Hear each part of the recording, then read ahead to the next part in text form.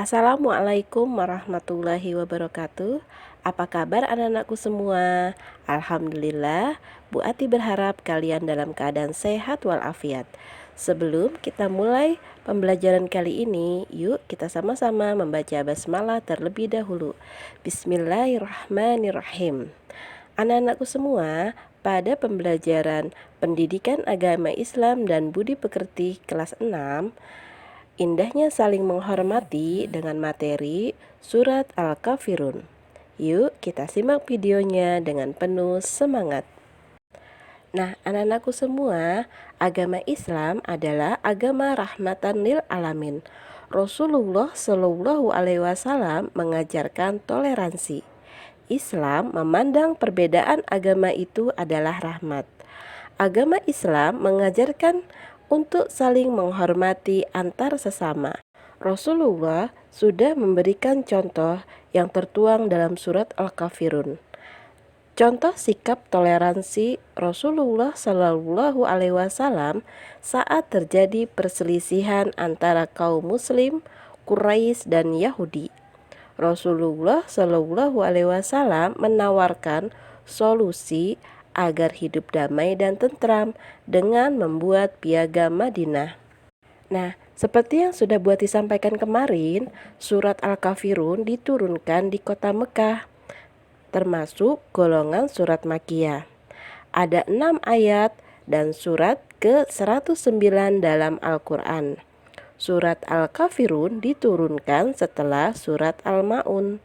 Al-Kafirun artinya orang-orang kafir, terdapat dalam ayat pertama surat Al-Kafirun.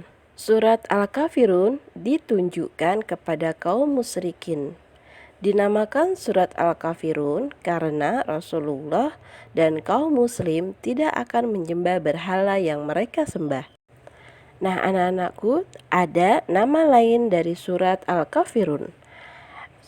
Nama lain dari surat Al-Kafirun adalah Al-Ibadah. Karena surat ini memproklamirkan ibadah hanya kepada Allah dan tidak beribadah kepada berhala yang disembah orang kafir. Al-Kafirun disebut juga surat Ad-Din, terdapat pada ayat terakhir surat Al-Kafirun. Surat Al-Kafirun disebut juga surat Al-Munabazah dan Al-Muqasyaqasyah. Asbabun nuzul surat Al-Kafirun.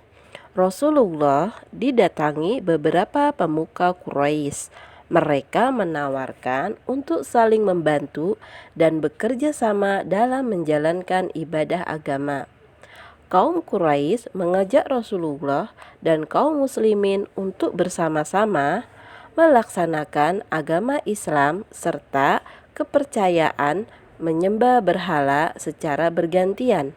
Apabila hari ini kaum kafir Quraisy ikut menjalankan sholat, maka besok Rasulullah dan seluruh umat lainnya harus ikut menyembah berhala sesembahan. Nah, anak-anakku, menanggapi tawaran tersebut, Allah menurunkan wahyu surat Al-Kafirun kepada Rasulullah. Melalui firman-Nya, Allah menjawab bahwa kaum muslimin tidak akan menyembah berhala-berhala kaum kafir Quraisy. Kaum kafir pun selama mereka kafir tidak akan menyembah Tuhan kaum muslim. Orang Islam hanya menyembah Allah, Tuhan yang Maha Esa. Dilarang untuk berganti-ganti sesembahan. Ketentuan ini tersurat secara jelas dalam Al-Quran surat Al-Kafirun. Pesan yang terdapat dalam surat Al-Kafirun, nah, kita harus bersikap baik terhadap penganut agama lain, tidak menghina, tidak mencaci, dan saling menghormati, serta bekerja sama dalam sosial dan kemasyarakatan yang bermanfaat bagi manusia. Jadi, walaupun kita berbeda agama, kita bisa saling menghormati dalam bermasyarakat. Hal yang tidak diperbolehkan dalam bertoleransi dalam ajaran agama Islam. Yang pertama adalah tata cara dalam keagamaan, peribadatan, dan menyangkut akidah atau keyakinan.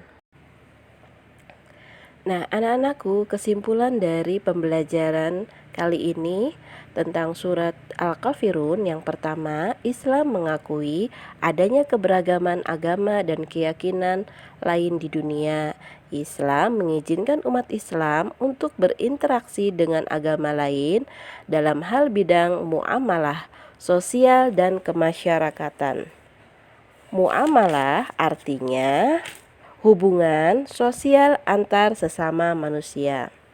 Yang ketiga, Islam melarang toleransi dalam bidang akidah dan ibadah. 4. Islam menolak segala bentuk kemusyrikan. 5. Sikap penolakan Nabi Muhammad SAW dan umat Islam untuk mencampurkan keimanan dan peribadatan dalam ajaran Islam dengan ajaran kaum kafir Quraisy. Pesan yang terkandung dalam surat Al-Kafirun dapat memberikan motivasi dan semangat untuk menjaga toleransi, saling menghormati, bersatu dalam menjaga kerukunan beragama, berbangsa, dan bernegara. Adapun beberapa contoh sikap toleransi dalam kehidupan sehari-hari yang bisa kalian lakukan di rumah.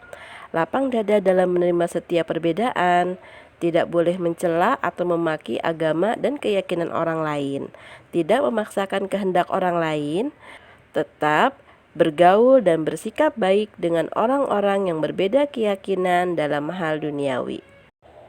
Nah, anak-anakku, alhamdulillah pembelajaran PAI kali ini sudah selesai. Bu Ati mohon maaf jika ada salah kata. Akhirul kalam, wassalamualaikum warahmatullahi wabarakatuh. Sampai jumpa di pembelajaran berikutnya.